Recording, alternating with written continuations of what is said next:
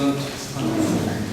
Ave Maria, cheia de graça, o Senhor é convosco, bendita sois vós entre as mulheres, bendito é o fruto do vosso ventre, Jesus. Santa Maria, Mãe de Deus, rogai por nós, pecadores, agora e na hora de nossa morte.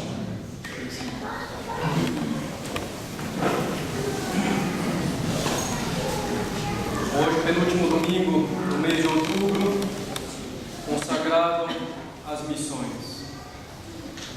Celebramos a missa Propagazione Fidei para a propagação da fé com a memória do 22º domingo depois de Pentecostes. Domingo que vem, último de outubro, será a grande festa de Cristo Rei.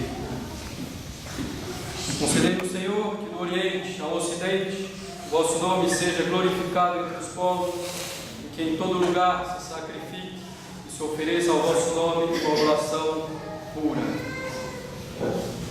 Caros católicos, para toda a Igreja, hoje é o domingo consagrado às missões.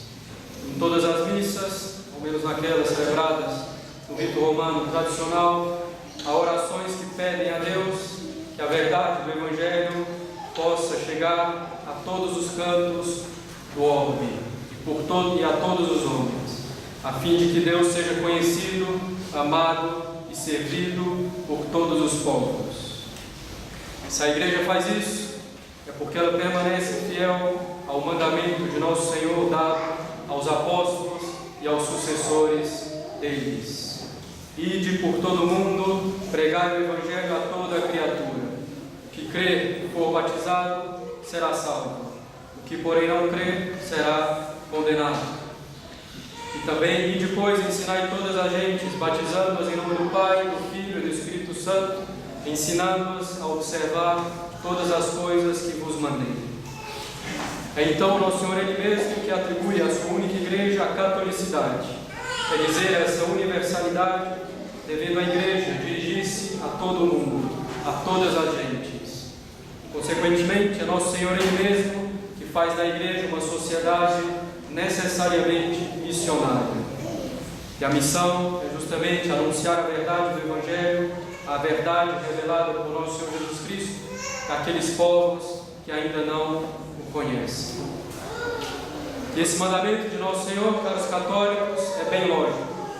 Como diz a coleta de hoje, Deus quer que todos os homens se salvem, que cheguem ao conhecimento da verdade. Para que o homem se salve, é preciso que ele acredite com total certeza no que Deus fala, pois Deus não pode se enganar nem nos enganar. Para que o homem se salve, é preciso também fazer aquilo que Deus ordena, pois Deus só nos ordena o que é bom, sendo Ele mesmo o sumo bem. Resumindo, para salvar-se, o homem precisa da verdadeira religião. E entre tantas religiões que se contradizem, uma só pode ser a verdadeira. Sabemos que é a católica, pois confirmada com tantos verdadeiros milagres e anunciada e confirmada por tantas profecias. Sabemos que é a católica, porque somente ela corresponde perfeitamente ao ensinamento de Jesus Cristo, nosso Salvador. Sabemos que é a verdadeira pela própria história da Santa Igreja. Assim, é natural que nosso Senhor mande que seus apóstolos preguem o Evangelho em todo o mundo e para todas as gentes, para que se salvem, porque é necessário a salvação, a verdadeira religião. A Igreja, seguindo o seu divino fundador, tem sede das almas e quer levar essas almas que estão nas trevas do erro, na sombra da morte, à verdade e à vida eterna. A Igreja se entristece profundamente de ver povos que ignoram o Deus único em três pessoas, que ignoram o Deus que nos mostrou todo o seu amor ao se encarnar e ao sofrer por nós até a morte, e morte de cruz. Ela se entristece de ver os povos que ignoram ou perseguem a Igreja fundada por Cristo. E a Igreja manifesta essa tristeza na missa pela propagação da fé, pelos paramentos roxos, pela ausência do glória. Fiéis então ao preceito de nosso Senhor de pregar a todas as gentes, de imediato os apóstolos pregaram em todo lugar a palavra de Deus, ao ponto que o som da voz deles estendeu-se por toda a terra e as suas palavras se estenderam até as extremidades do mundo, como afirma a Igreja no ofício dos apóstolos. Também os sucessores dos apóstolos foram fiéis ao mandamento de nosso Senhor.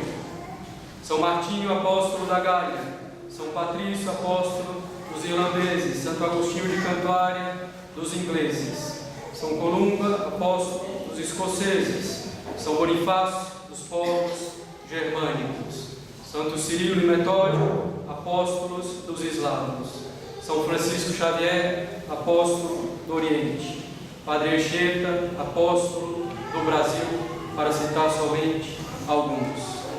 A Europa foi convertida a Cristo, o norte da África foi convertido a Cristo. Nos tempos modernos, a maior parte das Américas foi convertida a Cristo pelos missionários portugueses e espanhóis. E quantas obras missionárias feitas em todos os cantos do globo. Mas por que, caros católicos, um zelo tão ardente pelas missões sempre consumiu a Igreja? Porque se trata da salvação das almas. E a salvação das almas é a lei suprema da Igreja. Hoje, infelizmente, muitos parecem ter esquecido este mandamento de nosso Senhor, muito mesmo na hierarquia. Ide por todo o mundo, pregai o Evangelho a toda criatura. O que crer e for batizado será salvo. O que, porém, não crer será condenado. E depois ensinai todas as gentes, batizando-as em nome do Pai, do Filho e do Espírito Santo, ensinando-as a observar todas as coisas que vos mandei. É por causa desse esquecimento que os infiéis não chegam ao conhecimento da fé. E é também por causa desse esquecimento que nossa sociedade outrora cristã é cada vez mais paganizada. Esse esquecimento é devido, antes de tudo, ao indiferentismo religioso. O indiferentismo religioso se afirma que a salvação é possível em qualquer religião. Se você é muçulmano, seja um bom muçulmano, isso basta. Se você é protestante, seja um bom protestante, você será salvo. Se você é ateu, seja um bom ateu e você irá ao paraíso. São frases que ouvimos. Ora, se nosso Senhor nos deu um mandamento tão claro, incluindo nele a pena da morte eterna, que crer e for batizado será salvo, que porém não crer será condenado, então se ele dá um mandamento incluindo nele a pena da morte eterna, é justamente porque é extremamente difícil se salvar quando se pratica uma outra religião. Mesmo nesse caso, muito raro, que a pessoa se encontra em ignorância invencível quanto à verdadeira religião, mas pratica o bem e evita o mal, segundo uma consciência bem formada, é sempre por Cristo e na Igreja que a pessoa se salva. Quantas almas, infelizmente, se perdem por causa da negligência no cumprimento do preceito divino: ensinai todas as gentes, batizando-as. Isso não significa, porém, que não haja mais missões. As missões existem, é claro. Todavia, elas são vistas, sobretudo, como uma coisa puramente social ou humana. Elas visam, muitas vezes, uma paz simplesmente humana, um bem-estar humano. Para alcançar isso, dizem que é preciso evitar a todo custo o apostolado, às vezes classificado como proselitismo. Quer dizer, deve-se evitar buscar a conversão das almas à religião católica. A Igreja até poderia atrair as almas para si pelo testemunho, pelo bom exemplo, mas buscar as almas argumentando, chamando-as à conversão, seria já um meio ilegítimo, seria proselitismo, dizem. Papa João Paulo II, numa encíclica sobre a missão, aponta esse erro. Hoje, diz o Papa, o apelo à conversão que os missionários dirigem aos não cristãos é posto em discussão ou facilmente deixado no silêncio. Vê-se nele, nesse apelo à conversão, continua o Papa, um ato de proselitismo.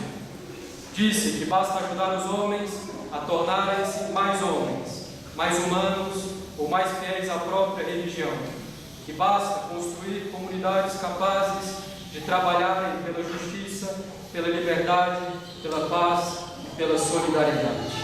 Então, até aqui, o Papa. Essa proibição do apelo à conversão, segundo o mundo, deve ser feita. Essa proibição, então, prejudica, é óbvio, a missão da Igreja. O apelo à conversão da Igreja não se faz meramente pelo exemplo, pelo testemunho, embora o exemplo seja indispensável e a parte mais necessária. Essa proibição do apelo à conversão vem de uma falsa noção do que é o bem do homem, como se o bem do homem estivesse nos bens desse mundo ou numa paz sem o verdadeiro Deus. Ao contrário, o maior bem para o homem é conhecer, amar e servir a Deus. O verdadeiro bem do homem supõe, portanto, a verdadeira religião, pela qual o homem pode conhecer, amar e servir a Deus devidamente. Então, o verdadeiro bem do homem supõe a verdadeira religião. E é, portanto, então, que os homens da Igreja sejam plenamente missionários, ensinando a doutrina de Cristo e batizando aqueles que crerão nele. É preciso buscar primeiro o reino de Deus, o resto será dado por acréscimo. Ora, se decorre da própria natureza da Igreja ser missionária, todos os membros dela estão implicados nisso e devem cooperar com as missões. Há basicamente 3 maneiras de cooperar efetivamente com as missões. Primeiro, devemos ajudar materialmente, segundo as nossas possibilidades, as obras sérias, que têm por objetivo real a propagação da fé católica, o bem das almas e a glória de Deus. Em segundo lugar, muito mais importante que a ajuda material, devemos rezar e rezar muito. Em particular, devemos rezar para que Deus suscite numerosas vocações e, sobretudo, vocações sacerdotais, mas vocações de sacerdotes santos, de uma fé vivíssima e de uma caridade ardente. Nosso Senhor fundou uma igreja hierárquica. Os sacerdotes são os ministros da salvação trazida por Jesus Cristo. Sem padres e sem bons padres, a evangelização, a conversão das almas e dos povos não terá sucesso ou muito limitado. Eis aqui uma maneira fundamental para cooperar com as missões: rezar pedindo pastores dignos e santos. É exatamente isso que a coleta do Evangelho de hoje nos lembra: que Deus possa enviar os operários que transmitam o Evangelho em confiança, sem receio, a fim de que todos os povos possam conhecer o único Deus verdadeiro e aquele que Ele enviou, Jesus Cristo, seu Filho. Devemos também rezar constantemente pela conversão daqueles que ainda não têm a fé católica, pagãos, hereges, infiéis, judeus. Comecemos essa oração nos unindo ao sacrifício da missa, que se consumará sobre o altar. Rezemos para que o Senhor mande operários pela conversão dos que vivem na sombra do erro. Rezar com insistência e fervor pelas missões é praticamente como tornar-se um missionário, dada a profundidade da cooperação.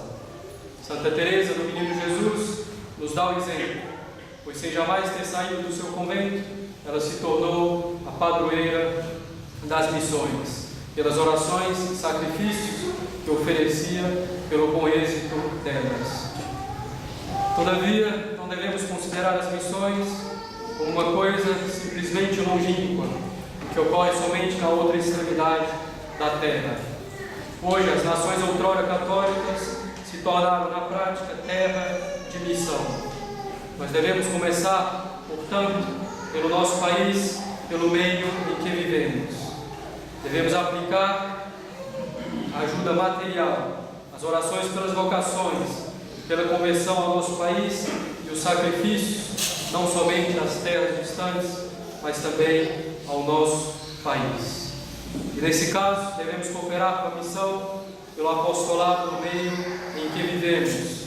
Esse apostolado está ao alcance de todos, em casa, no trabalho, na rua, com os amigos, nos lazeres, etc. Podemos exercer de várias maneiras esse apostolado. Um bom argumento que damos em favor da religião católica, um bom conselho, a defesa da religião e da verdade, uma correção caridosa, um bom livro que emprestamos, uma diversão imoral que se evita, etc. Diz alguns atos de apostolado que Deus recompensará com generosidade. Se a esses atos nós acrescentarmos o apostolado do exemplo, que é o argumento mais forte do que todos os discursos, e sem o qual todos os outros atos serão ineficazes, ou se acrescentarmos o apostolado do exemplo, e se acrescentarmos também os sacrifícios, mesmo pequenos, nos tornaremos missionários no sentido abrangente da palavra. Podemos pensar aqui no exemplo de Santo Afonso, que converteu seu escravo muçulmano simplesmente pelo exemplo, sem precisar de outro argumento além do exemplo. Com as orações, com o apostolado, com o exemplo, podemos propagar a fé, iluminando as inteligências e inflamando as vontades, e não simplesmente os sentimentos passageiros, como infelizmente ocorre com muitos que se chamam hoje missionários. Façamos então, caros católicos, aquilo que podemos para converter os povos pagãos e reconverter nossa sociedade a Cristo, para que o único Deus verdadeiro e seu Filho, Jesus Cristo, possam ser reconhecidos, confessados e glorificados pela prática da religião católica. Devemos ajudar materialmente, na medida das nossas possibilidades, devemos rezar pelas vocações e pela conversão daqueles que não conhecem nosso Senhor e sua Igreja. Devemos oferecer pequenas penitências nessa intenção, devemos fazer apostolado no meio em que vivemos, sobretudo pelo exemplo. O ardor missionário que sempre inflamou a Igreja é obra de caridade mais perfeita. Não se pode demonstrar caridade maior para com o próximo do que tirando das trevas do erro, do que tirando o próximo das trevas do erro e instruindo o próximo na verdadeira fé. Essa obra de caridade, nos diz Pio XI, supera toda outra obra e prova de caridade.